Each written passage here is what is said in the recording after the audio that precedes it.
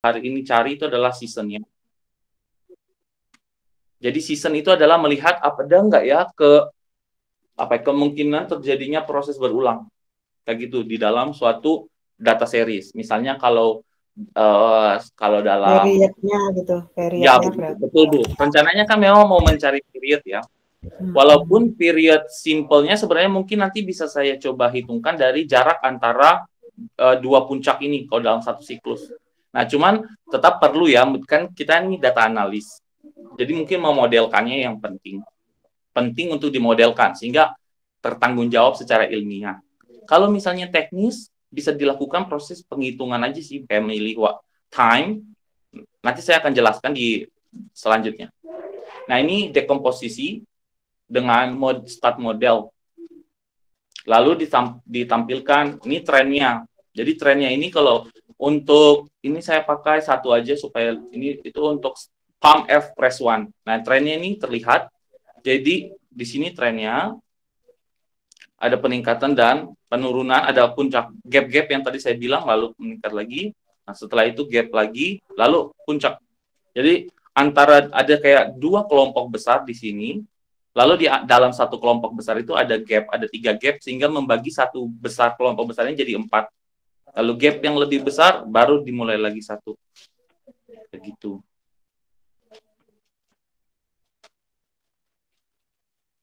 Nah, sehingga selanjutnya itu yang saya lakukan adalah coba cleaning. Jadi saya coba buang bagian depan ini. Dan ini hasilnya. Malah lebih kelihatan lagi. 1, 2, 3, 4. Ada 2 proses panjang, 2 proses singkat di dalam 2 proses panjang itu lalu berulang. Cuma ini sepertinya datanya nggak selesai 2 siklus. Saya kurang paham ya, mungkin nanti konfirmasi Pak. Begitu. Ini untuk pump F press one-nya.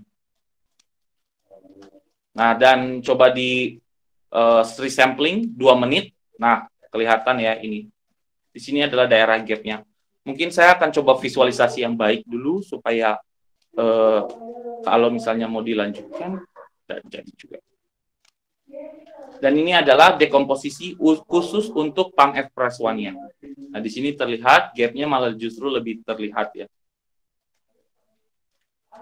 Ini bisa kita align.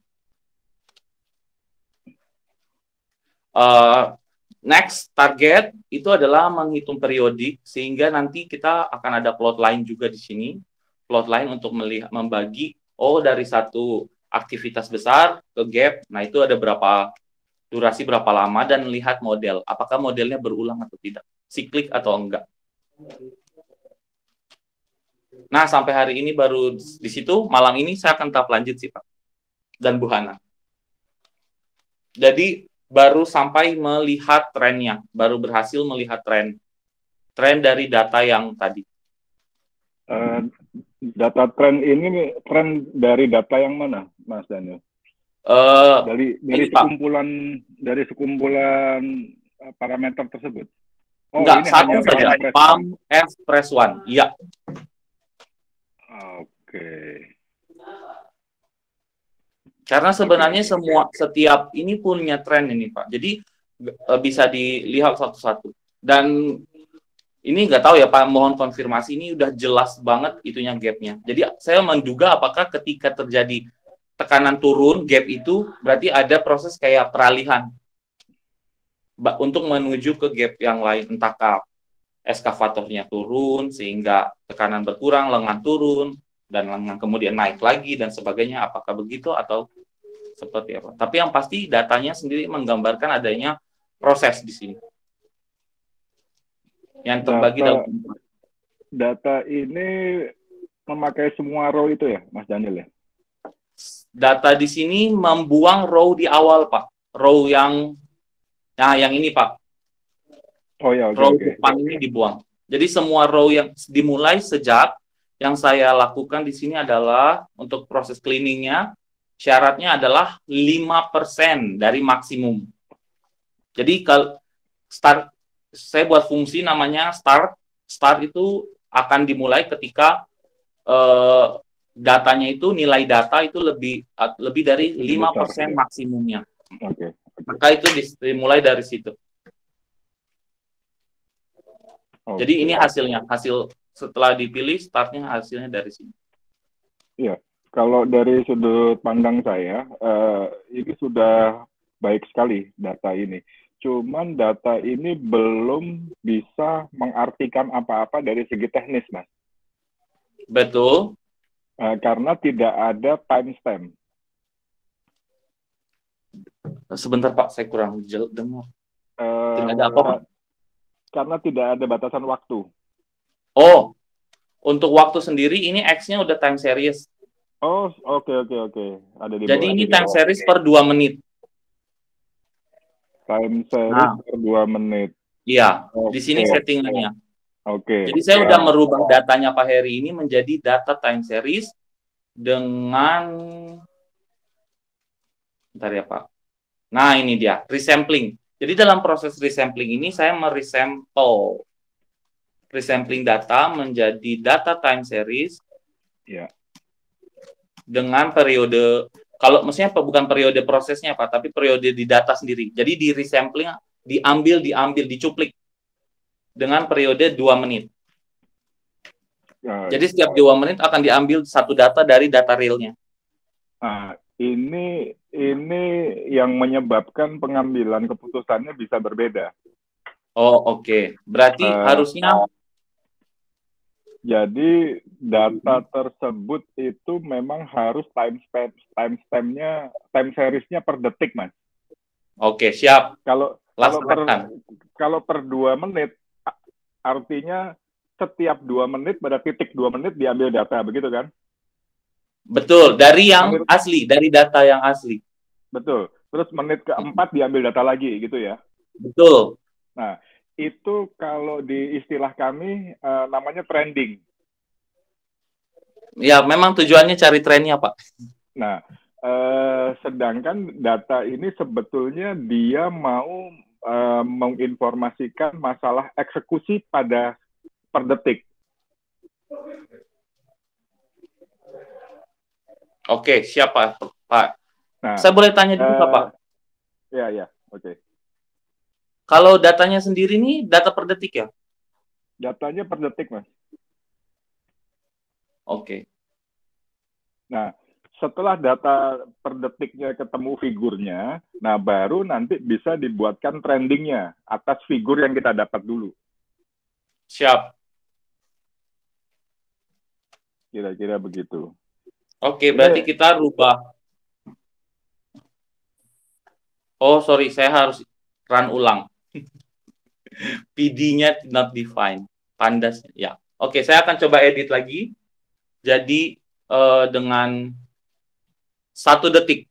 Begitu ya, Pak Heri? Betul. Oke, bisa. Jadi, gini Bu Hana, saya sedikit cerita mengenai latar belakang ini. Ya, silakan. Sebetulnya yang saya bangun ini, yang dilakukan Mas Daniel, itu adalah dalam kantor saya menggunakan pendekatan bottom to up. Jadi kita meneliti hal-hal yang paling detail dari setiap operasi tambang. Nah, metode ini sebetulnya tidak pernah saya pakai karena akan memakan waktu banyak, kira-kira seperti itu. Metode yang saya lakukan adalah top to bottom. Jadi saya menentukan dulu goalnya apa, baru saya turunkan. Saya turunkan masing-masing goal tersebut, nah baru masuk ke detailnya masing-masing, kira-kira seperti itu. Nah, khusus untuk dilakukan Mas Daniel ini sebetulnya adalah parameter yang tidak pernah saya masukkan untuk mencapai tujuan saya. Karena kenapa? Karena pendekatan ini tidak pernah dipakai di dunia usaha. Nah, saya mau mencoba melakukan pendekatan baru, pendekatan yang tidak pernah dipakai ini, saya akan coba dengan pendekatan machine learning. Apakah pendekatan tersebut bisa dipakai? Kira-kira seperti itu. Nah, kalau saya ngelihat dari tren yang dibuat Mas Daniel, ini kelihatannya bisa dipakai. Cuman memang masih panjang nih pekerjaannya nih. Ini kan kita baru ngelihat ininya aja nih apa namanya trending. Nah, sedangkan yang dibutuhkan saat ini itu bukan trending, tapi adalah keputusan. Data tersebut, data pressure tersebut menunjukkan dia menggerakkan arm dari ekskavator, atau dia menggerakkan boom dari ekskavator, atau dia swing ke kiri atau swing ke kanan. Sebetulnya seperti itu. Tapi menurut saya ini menarik karena sesuatu hal yang belum pernah dipikirin. Ini saya coba, saya buat dengan metode machine learning. Berhasil apa enggaknya saya masih belum tahu ya, Bu Hana. Kira-kira seperti itu, Bu, ceritanya, Bu.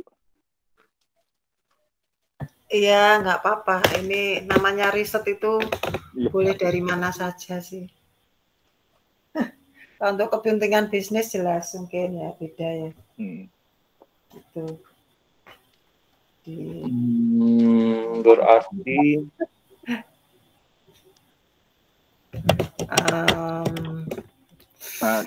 untuk mengukur ekskavator productivity yang saat ini dilakukan adalah dengan menggunakan tenaga checker, Bu.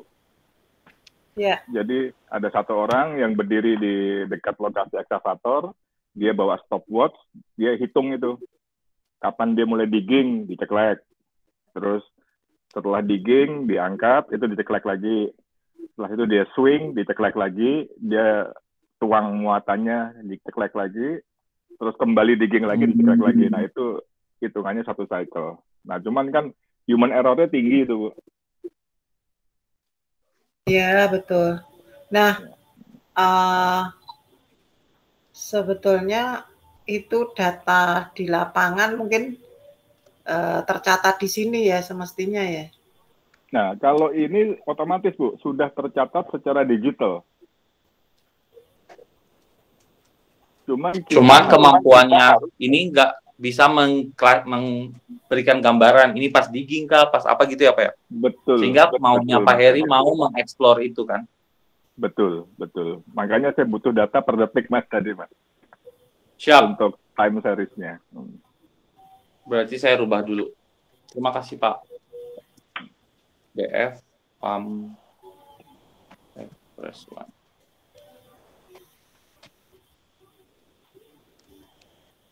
Oh, bentar. Nah, ini kalau sudah dikerjakan Mas Daniel, berarti untuk Pak Adi saya harus kasih data yang berbeda ya, Bu Hana ya?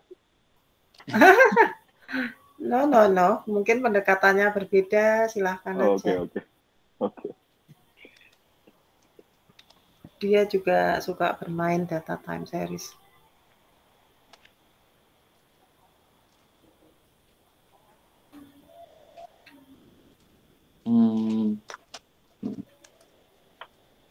Saya itu jadi apa? Tidak, Bu. Saya jadi menarik sih yang bagian itu. Bagaimana kita membedakan swing, naik, turun, dan apa dari data ini? Ya, pertama dari data ini kan ketemu puncak-puncak ya, terus dari di lapangan itu menit keberapa itu ngapain kan ada catatannya. Cuma Pak Heri, kalau saya boleh usul, kalau misalnya ini pikiran saya ya, kayak data kita tuh, data bagian ini tuh sedikit terbuang sia-sia karena ada bagian di mana nggak aktivitas, entahkah ini memang nggak terbaca atau memang tidak terjadi aktivitas yang panjang ini loh, Pak. Ya, itu memonitornya gampang, Mas. Selama engine speed-nya di atas 0, itu berarti dia sedang beraktivitas cuman standby. Oke, ya berarti terjawab ya di sini engine speed-nya. Nah, di sini untuk engine speed-nya sendiri nih, Pak Heri bisa lihat ya? Bisa. Itu di atas 0, Mas ya? Di atas 0. Berarti ini kan prosesnya standby ya? Standby.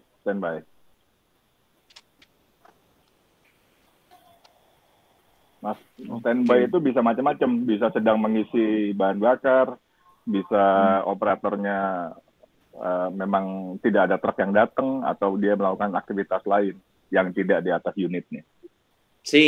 Sehingga eskavator nyala tapi tidak terjadi aktivitas entah digging kah, swing kah, itu tidak terjadi ya.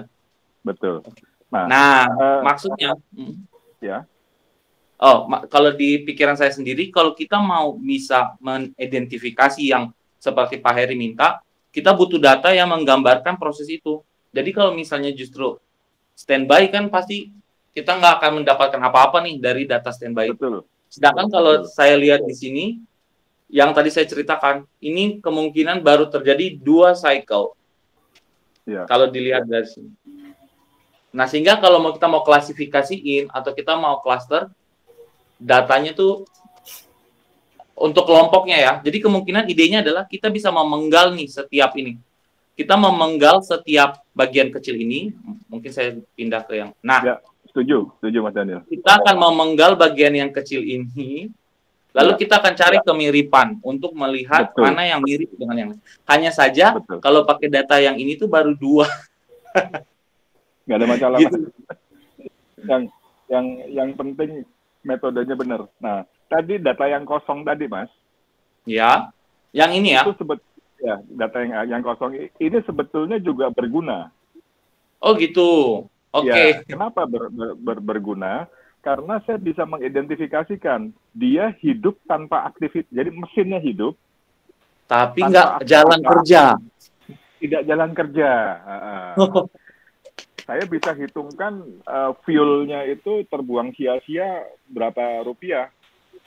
Kalau katakan ekskavator itu per jam mungkin 90 liter. Nah, kalau dia nggak kerja berapa? 15 menit gitu aja. Berarti 90 dibagi 4 dikali 9.000. Itu uang yang terbuang. Jelas. Ya, jadi mungkin untuk sampai sini berarti kemungkinan saya akan pengembangan selanjutnya kita akan coba buat menghitung periode ini dan juga langsung mungkin dalam bentuk fungsi atau program supaya bisa mengeluarkan luaran buat orang ya, buat maksudnya klien berapa panjang masanya ini. Jadi monitoringnya lebih ke berapa panjang masa standby, terus setiap fase ini. Sedangkan kalau kita mau belajari patternnya untuk dapat kedekatan, nah mungkin butuh sedikit lagi tambahan prosesnya ini, cycle-nya itu mungkin ya kalau saya pribadi mungkin akan butuh cycle yang banyak supaya kalau kita buat model machine learning, modelnya ini bisa dipakai untuk mengenali. Kalau misalnya mau idenya adalah memotong setiap siklus ini. Jadi at least butuh banyak siklus untuk yang pertama, siklus yang kedua, dan dibandingkan dengan siklus yang lain. Mirip atau enggak, sehingga bisa langsung mengenali. Walaupun sebenarnya di bagian ini tuh sedikit ini memang Pak, sedikit mirip. Selalu dimulai dengan proses yang panjang. Udah ada patternnya sih Pak. Saya sudah percaya ini bisa. Cuma kita kalau mau memang mengcluster, kita butuh sedikit lebih banyak data di bagian yang ini. Begitu. Yang panjang tuh nggak pemanasan mesin apa-apa gitu. Betul. Betul. Bisa jadi Bu. Bisa jadi. Karena semua kan komponennya. Ya. Dan oke. Dan mungkin kita bisa tahu itu pemanasan atau standby kalau kita punya data parameter lain sih Pak. Selain engine. Cukup dengan engine aja Mas. Jadi sebenarnya data yang saya kasih itu terdiri dari 2 data yang diambil dari 2 controller. Oh oke. Mohon maaf ini saya baru saya baru cek yang satu ya Pak ya. Oke. Yang pertama adalah controller engine, yang kedua adalah controller hydraulic pump. Oke. Kalau yang saya buka ini hydraulic pump-nya ya? Ya. Atau engine? Hydraulic pump-nya. Oh oke. Siap, saya akan cek yang satu lagi dan mungkin laporkan kira-kira dapat apa. Ya. Terus yang kotak-kotak itu ya, saya bayangkan kalau yang itu loh, yang datar di antaranya. Oh, datar di antaranya. Itu bayangan saya itu kalau kayak ayunan ya. ayunan itu kalau dia berat, dia butuh waktu sedikit untuk melompat toh, bergerak ke atas kan, ke swing gitu. Jadi butuh waktu gitu loh, karena membawa beban. Apakah seperti itu? Karena di semua tempat demikian.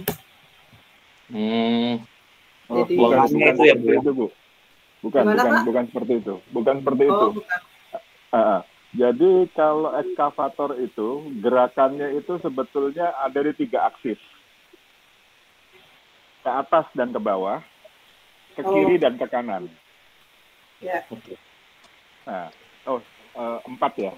Nah, 4 aksis. Jadi setiap dia gerakan ke kiri itu tercermin dari salah satu pressure pump yang menggerakkan dia ke kiri katakan. Cuman waktu dia ke kiri kadang-kadang juga bucketnya diangkat, lengannya diangkat. Berarti pada saat lengannya diangkat, boom pressure-nya juga bekerja. Oke. Nah, cuman mungkin bekerjanya tidak maksimum kalau kondisi muatannya kosong. Tapi kalau kondisi pas ada muatan, tekanannya akan menjadi maksimum, kira-kira seperti itu. Nah, itu yang kita harus cari korelasinya ya. Jelas. Itu kenapa ada perbedaan antara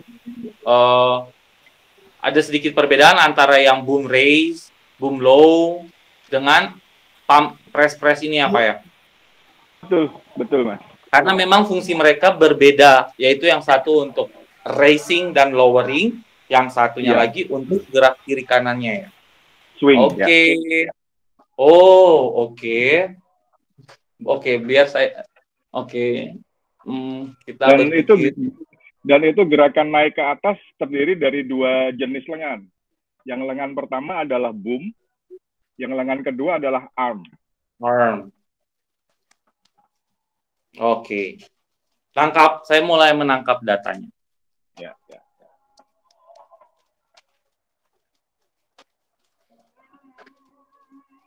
Berarti dengan kata lain, kita bisa berasumsi kalau misalnya misalnya nih Pak, boom raise dan press raise-nya itu bekerja bersama-sama, berarti sedang terjadi aktivitas yang memang bergerak ke kanan dan juga sedang mengangkat sesuatu sehingga lengannya harus naik. Oke, berarti kita bisa menebak aktivitas memang ya, betul-betul. Oke, saya nangkap. Iya, kira-kira seperti itu. Ini sebetulnya secara aplikasi dengan pemrograman saya sudah jadi. Cuman saya belum pernah mencoba dengan metode machine learning, kira-kira seperti itu. Siap. Ya. Baik, jelas Pak. Terima kasih Pak. Saya akan coba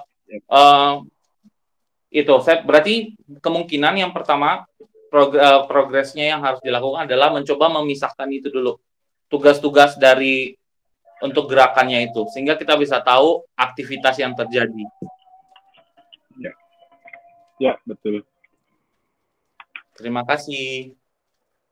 Nah, mungkin sampai hari ini, karena tadi pagi ya baru dapat, progresnya baru bisa dilaporkan yang ini, tapi akan saya tambahkan lagi. Malam ini mungkin kita akan saya akan coba melihat lagi yang tadi progres yang saya sudah pikirkan, memisahkan lengan-lengannya itu, fungsi-fungsinya itu, ke kiri dan ke kanan dan ke atas dan ke bawah. Iya. Sehingga nanti bisa gambarkan aktivitas yang terjadi dalam periode waktu bekerja ini, ketika engine-nya nyala ini. Ya. Siap. Mungkin begitu. Terima kasih. Apa ada? Daniel, sudah bagus sekali ini. Bu Hana, hal-hal seperti ini bisa dijadikan jurnal nggak Bu ya? Wah, bisa Pak. Pasti Pak. Tesis juga bisa Pak. Tesisnya Pak Heri. Idenya Pak Heri udah jadi tesis tuh. Makanya tesis ini bisa. Jadi koleksi dari problem-problem itu dibuat mata rantainya, benang merahnya, udah pasti jadi Pak ini. Banyak sekali bisa dikupas. Oke. Soalnya saya masih punya belasan kasus, Bu. Kalau Nah, aku yang penting jadi tulisan. Jadi ilmu itu seperti bintang di langit. Kita ambil sinarnya barang sedikit untuk menjadi sesuatu. Jadi kalau ada orang sekolah nggak jadi ya itu kebangetan. Prinsipnya gitu saya. Jadi right or wrong itu lain perkara ya, tapi bagaimana menjadi proses pembelajaran itulah kebutuhan universitas di situ. Di lapangan kemudian dibangun menjadi sebuah keilmuan gitu. Jadi tidak ada yang tidak ada yang salah untuk memilih topik tesis. Apalagi ini udah deket dengan ke Pak Heri ya, jadi makanya diserbu rame-rame, kemudian Daniel bisa cerita, dibantu kan, ini udah ada. Aku bilang sama Daniel, ayo dikemas di tulisannya Pak Heri tadi, kemudian nanti dibahasakan. Ada penelitian yang hampir serupa ini tentang gerak jantung ya, Daniel, punya Pak Surya. Oh, betul, Bu. Saya ada bimbingan dengan Pak Surya waktu itu. Mungkin kalau misalnya saya bisa dapat sumbernya, saya bisa pelajari pendekatannya. Ada. Oke, Bu. Jadi saya coba pelajari pendekatannya untuk mengenali siklus, karena di jantung juga kan ada puncak-puncaknya. Iya. Yang menunjukkan aktivitas entahlah bilik kiri, serambi kanan, serambi kiri. Siap, Bu. Ya. Saya menduga ini akan menuju juga ke modeling. Jadi kita memodelkan aktivitasnya. Ya, ini Herlina, pola distribusi interval denyut jantung dengan memanfaatkan jumlahan fungsi Gauss yang dioperasi secara Needlemeyer-Simplex. Oh, Needlemeyer-Simplex. Oke, saya pernah dengar. Sayangnya ini sudah, dari ini proceeding, tapi sudah bisa di-download nggak ya? Sudah 2014 ya, artinya kurang, Needlemeyer juga kurang, udah old fashion, tapi ya oke lah kalau mau dilihat. Nggak bisa di-download, payah. Tapi saya punya sih, coba di riset gitu. Ya, Bu. Kalau boleh, saya pelajari itu untuk modeling ini. Jadi itu terdiri dari Gaussian, tapi kayaknya itu bisa juga fungsi apa ya? Fourier? Tadi saya ada baca, ada satu pendekatan Fourier, tapi saya belum coba. Saya baru membaca juga. Untuk ini kan kadang harus baca juga, biar jelas dan paham apa yang mau dikerjakan. Tapi sudah dapat gambarannya, Pak Heri. Terima kasih. Kemungkinan di Fourier, lalu kita lihat. Termasuk salah satunya juga nanti mau mencoba Fourier. Ada satu klasifikasi untuk deret series, time series itu. Mereka di Fourier dan dicari kedekatannya dengan clustering. Jadi kita bisa tahu yang mana yang beraktivitas dekat dengan yang lainnya. Cuma itu baru baca sih, Bu, baru random brainstorming supaya dapat ide apa yang harus dilakukan dengan data ini dan bagaimana mengekstrak informasi. Nah, dengan tambahan info dari Pak Heri, saya sudah dapat sedikit gambaran. Oh ya, Pak Heri, kalau atributnya, datanya ada ya? Tabel atribut dari ini, informasi atributnya. Ada. Oh, ada ya? Siap-siap. Ada. Kayak loh, aku lali. Kita kemarin, di data itu nggak ada toh? Ada, Mas. Di data yang Ibu kirim ya? Saya belum, maksudnya, kalau ada ya nggak apa-apa, Bu, saya akan cek.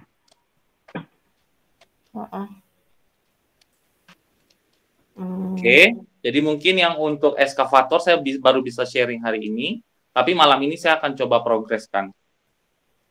Nah, berikutnya ini yang udah 90% sebenarnya tinggal proses training, yaitu yang punyanya Matching Fund. Jadi maksud saya ketika minggu kemarin tuh saya minta, kalau mungkin ada teman-teman yang bisa bantu saya, ada yang fokus di programming, ada yang fokus di tulis, jadi teman-teman yang mungkin kesulitan di programming nggak apa ya, kayak mungkin kalau Happy Uni di sini hadir, mungkin nggak harus start dari nol, tapi bisa bantu dengan menulis, karena yang untuk NLP MF ini idenya sama dengan yang dibuat Pak Surya untuk dosen-dosen Magister Sains Data dengan research kompetensinya. Di sini juga sama. Cloud ya, pakai word cloud. Word cloud. Di sini research competence dari tim Matching Fund yang terdiri dari, tapi saya batasi di tim dosen dan peneliti. Kenapa? Karena kesulitan mencari research competence di luar, gitu. Kecuali kalau misalnya mungkin Pak Heri ada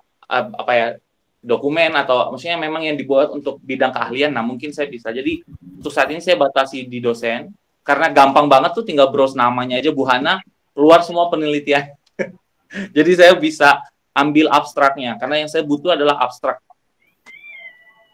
Nah, jadi dataset yang dipakai itu sendiri mengklasifikasikan keahlian risetnya itu dalam 4 kategori, yaitu yang tadi saya ceritakan, ada math.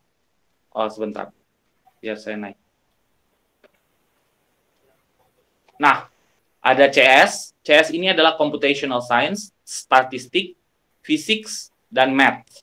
Jadi ada 4 kategori. Nah, idenya nanti kumpulan abstrak setiap anggota tim itu akan kita kumpulkan, kita tokenizing, dan kita factorizing, lalu kita akan klasifikasikan dosen atau tim ini dari Batam, misalnya Pak Prof, masuknya di bidang apa.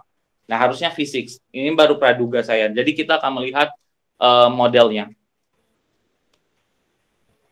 Nah, tadi malam itu sudah baru selesai dengan pengumpulan seluruh abstrak. Abstraknya diambil dari penelitian yang saya dapatkan di Google Scholar dan waktunya lebih dari 2014 supaya membatasi. Jadi sudah sampai di situ. Nah, nanti akan dilakukan klasifikasi. Jadi sebenarnya sudah selesai juga. Maksudnya sudah finish ini Bu. Beberapa sudah, 2 program ini sudah finish. Kayak gitu. Nah, kalau misalnya teman-teman pengen untuk saling meringankan beban, ya mungkin kerjasama dalam hal akan ada yang fokus coding, akan ada yang fokus saya sih Uni Happy kalau misalnya ada di sini kayak gitu. Oke, Kak. Jadi kita sama-sama bekerja deh. Sehingga publikasinya juga bisa banyak juga sih untuk MF. Iya. Jadi idenya gini ya. Jadi S2 itu istilahnya mesin publikasi memang. S2 itu mesin publikasi, jadi mesin writing. Jadi karena di situ sudah dibangkitkan ranah risetnya lebih tinggi dibanding S1. Nah, kalau S3 itu adalah mesin untuk penemuan baru gitu ya. Jadi kalau makanya sering ditanya kalau S3 novelty-nya apa gitu. Nah, makanya saya minta teman-teman itu tulis 3 hari jadi enggak, tulis 3 hari jadi enggak gitu. Ini zaman sekarang ya, enggak zaman saya kuliah dulu. Jadi tuntutannya seperti itu. Nah, supaya mudah bercerita, pertama itu yang diceritakan Pak Heri, Daniel itu disambungkan dengan komentar tadi ya, diomongkan, ditulis, kayak bikin diktat programming lah, modul dulu. Nanti lama-lama akan menjadi jurnal gitu ya. Jadi ini kan kalau langsung ke jurnal berat, saya biasanya gitu. Tak koleksi dulu lah, ini ngomong apa, kemudian di summary menjadi jurnalnya gitu. Kayak ditambahkan komen-komen gitu ya Bu ya? Ya making istilahnya anggaplah buku praktikum lah. Oh, jelas, siap. Jadi tidak ada yang terbuang boleh dibilang ya. Pekerjaan kita tidak ada yang terbuang. Gitu. Jadi ini nanti sharing filenya, cuman di percetakan Indonesia itu mereka belum bisa antara program di Notepad atau Colab gitu atau di Jupyter menjadi terbitan buku itu di Indonesia belum ada. Jadi kita harus mindah-mindah dulu ke Word gitu.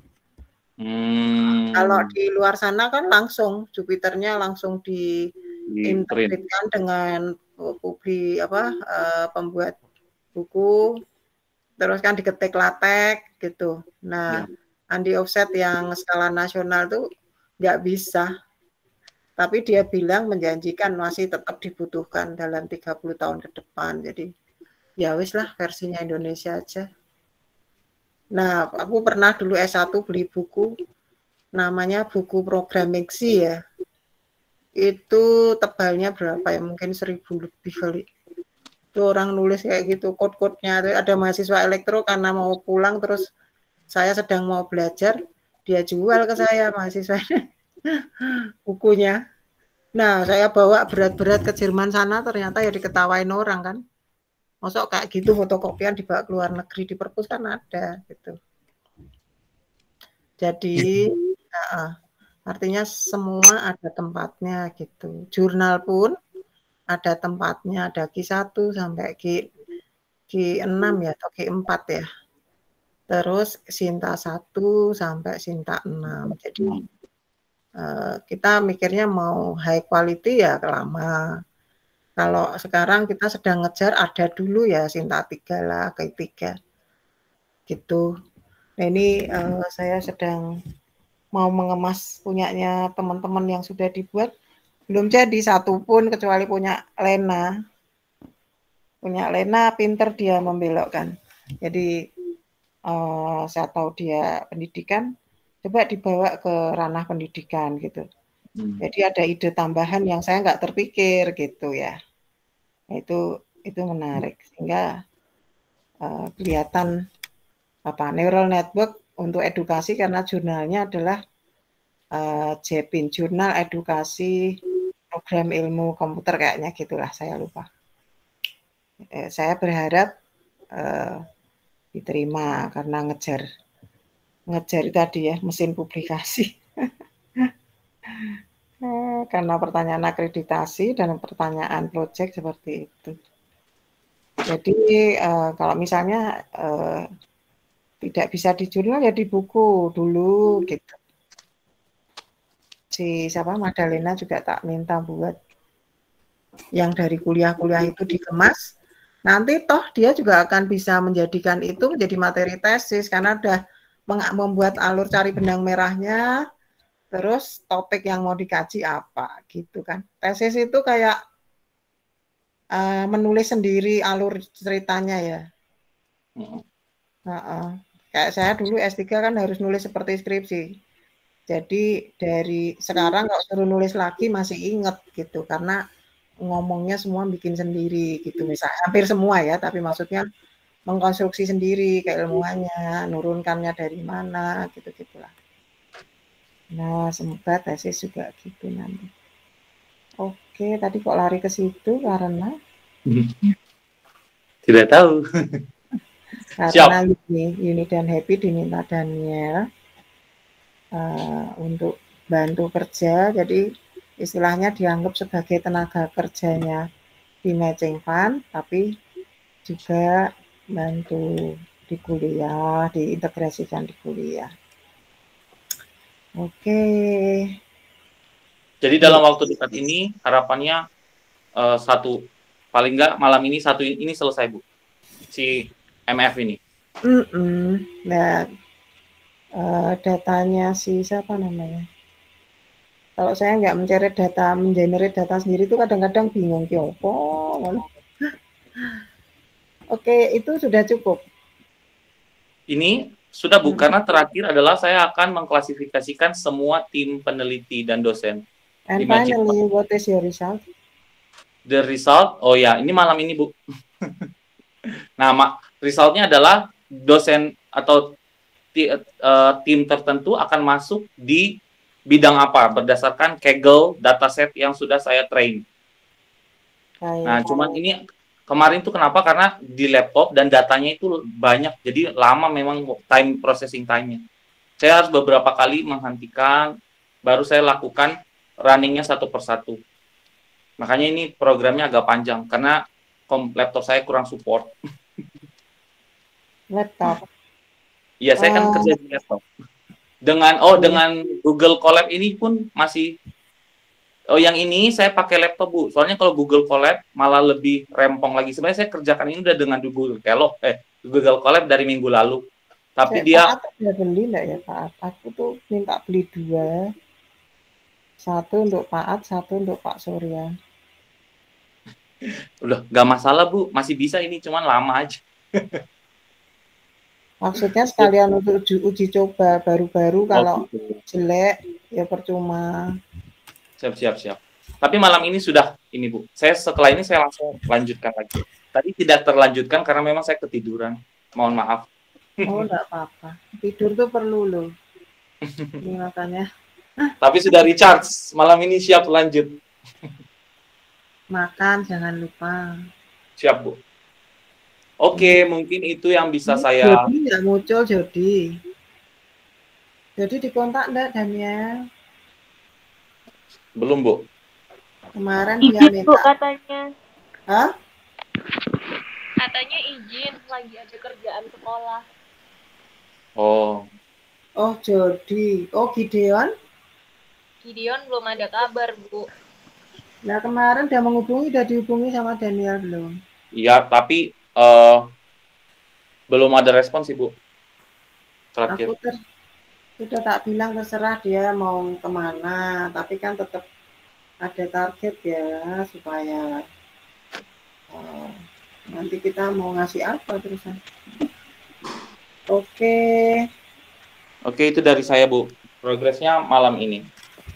Yes. Ena, do you have something to share or what? Belum ada Bu, belum progres. Suaranya enggak kedengaran. Belum ada Bu, saya belum progres. Oh, oke. Kalau tidak, ini kan tinggal setengah jam ya. Ya.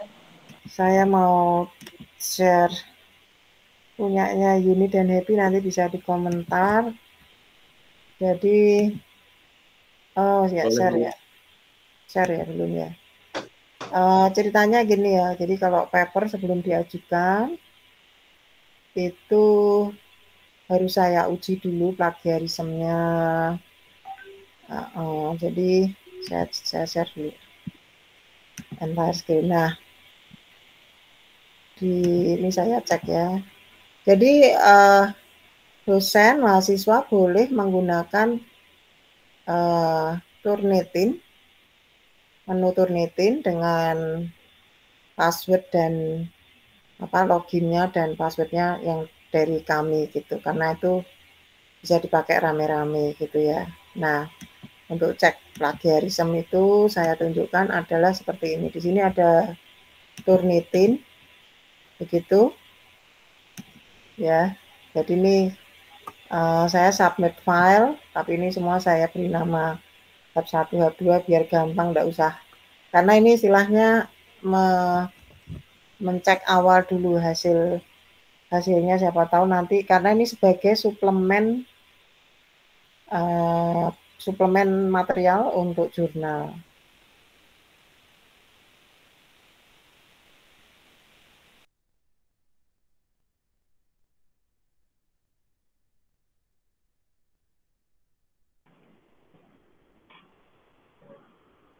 Halo, Bu Hana hilang.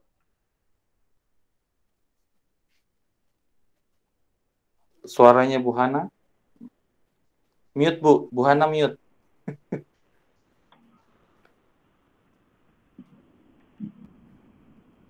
Bu, di-unmute dulu, Bu. Bu Hana.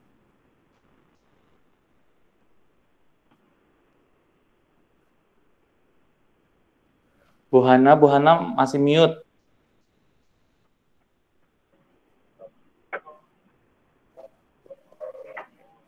Jadi, oh mungkin ada tamu kali ya. Loh. Oh, Loh, apa kok pada mati hilang lampu semua? ya? Mati lampu sepertinya, Iya. Pak.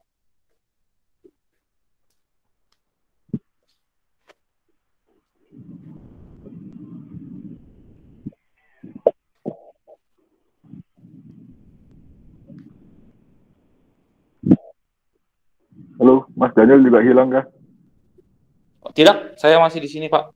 Oh.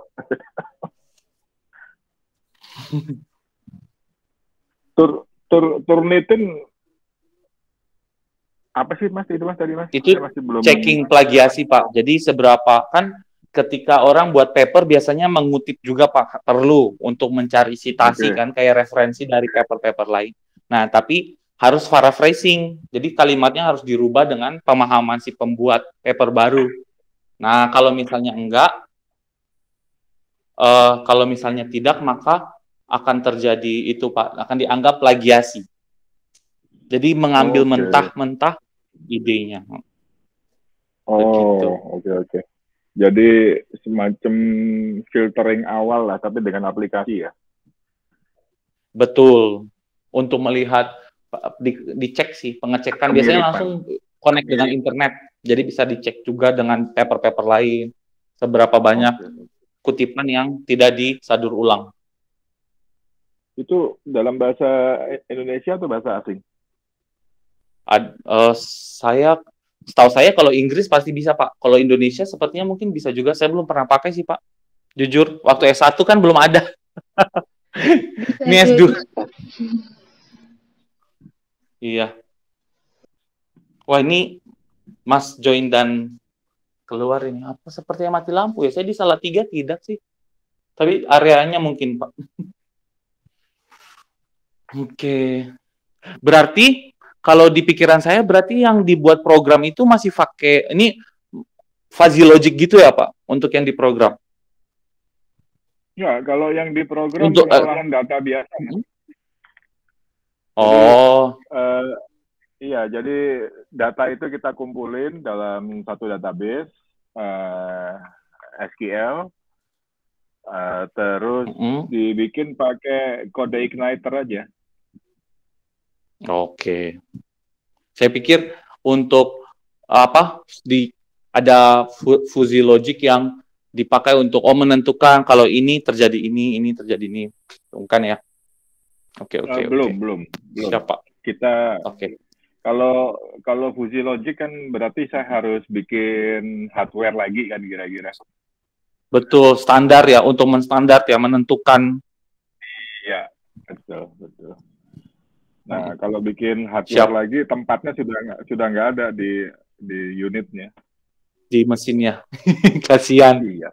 Berarti memang ada banyak tambahan ya di setiap unit, entah itu truk, entah itu eskavator, ada tambahan embed sensor-sensor itu ya? Embedded hardware sih, banyak sekali. Jadi, satu ekskavator tuh dia bisa punya 5 sampai dengan 6 embedded hardware dengan fungsi yang berbeda-beda. Siap.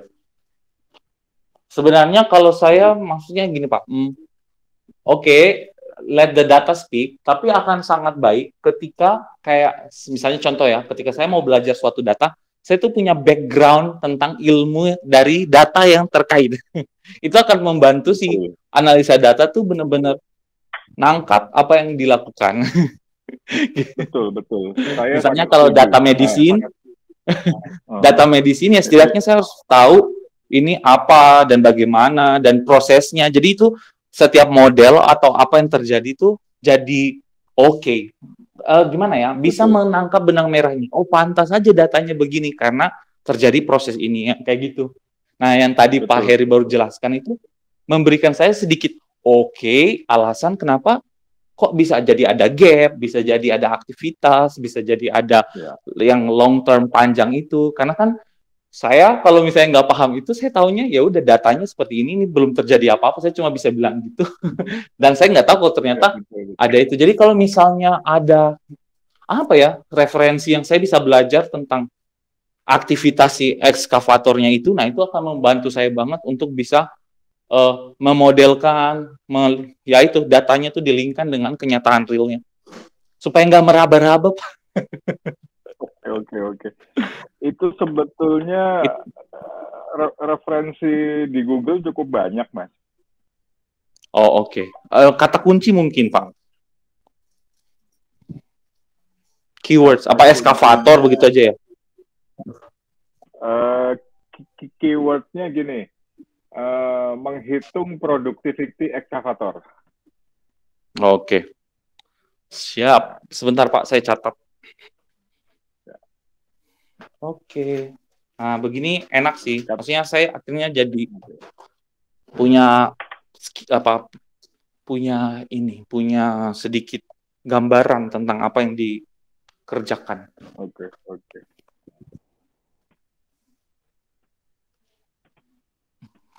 Produktivitas eskavator.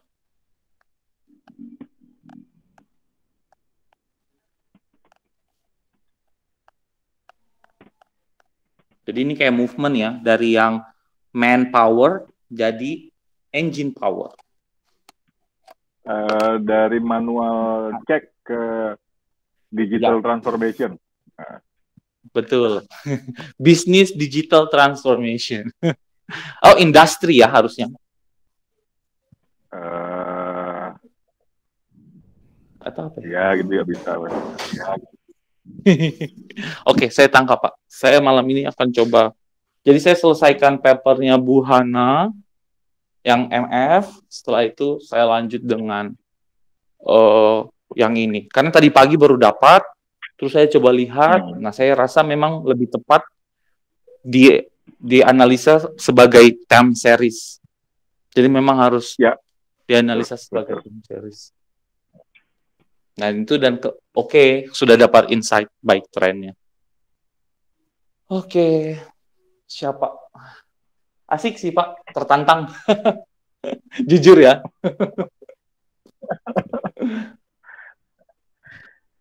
Kembali tertantang. Itu di tempat saya ada belasan lah kasus-kasus seperti itu yang pendekatan saya masih pendekatan aplikasi semua.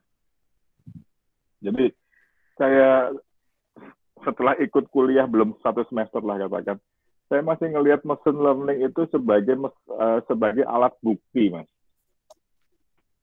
Alat bukti? Belum bisa, Pak? Iya, alat bukti atas suatu kondisi data tertentu.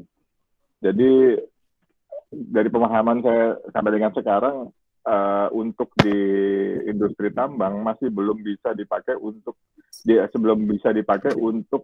alat untuk mengambil keputusan. Oke. Kayaknya loh ya. Tapi mungkin nanti kalau udah semester 2 bisa berubah lagi. Kalau yang paling dekat, maksudnya yang sedikit itu ada konsep namanya DSS, Decision Support System. Jadi dia itu baru memberikan seperti apa ya, rekomendasi. Okay. Nah, tapi tetap kalau dalam DSS berarti tetap pengambil keputusannya tetap manusia. Jadi dia baru bisa memberikan rekomendasi atau yang mensupport dengan cara datanya itu divisualisasikan dan bisa dihitung risknya dan semuanya. Itu bisa sih, Pak. Nanti di semester 2 ada mata kuliahnya risk analysis. Oke. Kalau di SS ini saya sudah buat ini. Wow. Tapi namanya bukan di SS.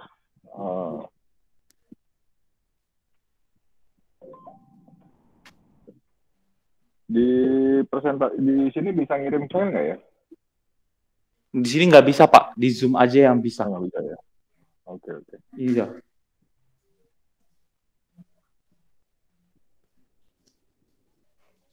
Tapi sebenarnya idenya Pak Heri ini bisa sangat banyak dipakai untuk optimisasi itu atau optimisasi untuk meminimalkan cost production cost kan dengan cara memonitor kerja. Betul. Efisiensi dan optimasi. Efisiensi. Siap. Ya, betul. Dan optimasi. Ya itu sebenarnya ide bagus sih Pak baik untuk tesis atau jurnal sih. Jadi waktu Pak Heri melihat ini sih saya bilang, wah harusnya Pak Heri udah bisa nulis tesis. Karena sudah ada ide. Pak Heri Kalau maupun bahan Pak Priyo. Kalau bahan tesis banyak, Mas. Cuman memang cara menulis tesis itu sendiri kan juga masih harus belajar saya. Iya, nah, sama Pak. Saya pun Nah, sedang belajar ini. Mas Daniel, saya kirim file presentasi saya mengenai digital transformation. Oke, siapa? Kalau menurut saya DSS adalah apa yang saya buat ini, tapi benar apa enggak saya masih belum tahu juga. Siap.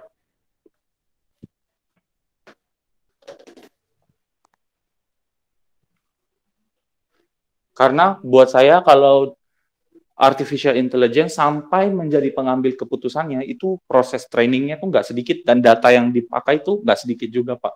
Karena harus akurat dan harus valid.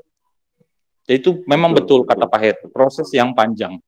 Karena melibatkan banyak data. Nggak bisa dengan sedikit data kita langsung yakin dengan keputusan. Itu iya, betul. Iya. Betul.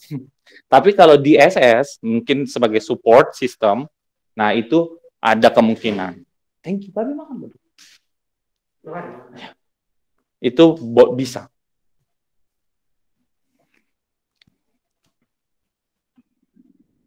Oke, saya sangat senang sekali.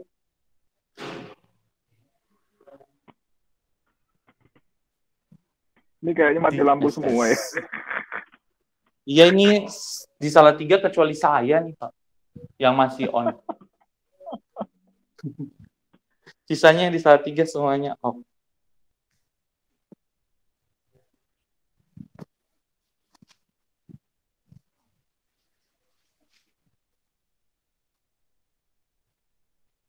Oh, ini filenya yang saya kirim. Nah, udah terkirim. Oke, siap. Mega. Terima kasih.